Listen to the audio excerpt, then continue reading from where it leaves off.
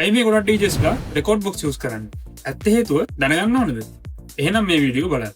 ගොඩක් DJස්ලා record box use කරන ප්‍රධාන හේතු කීපයක් තියෙනවා. පළවෙනි හේතුව තමයි ක්ලබ් ස්ටෑන්ඩඩ් ගියර් එක වැඩිපුරම මැච් වෙන්නේ රෙකෝඩ් බොක්ස්. විශේෂයෙන්ම CDJ, XDJ එක වැඩ කරනකොට tracks USB එකට export කරලා direct play කරන්න පුළුවන්. ඒ නිසා setup process එක simple.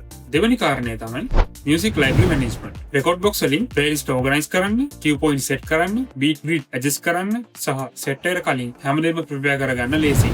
තුන්වෙනි කාරණය තමයි cloud library sync. මේක නිසා phone, laptop, multiple devices අතර music library එක sync කරගන්න පුළුවන්. මේක ගොඩක් touring DJs ලට වැදගත්. අලුත් versions වල intelligent queue creation වගේ features දාලා preparation time එක අඩු කරලා තියෙනවා. මේක game changing feature එකක්. ඊළඟ වීඩියෝ එකේ මම මේක ගැන කියලා දෙන්නම්.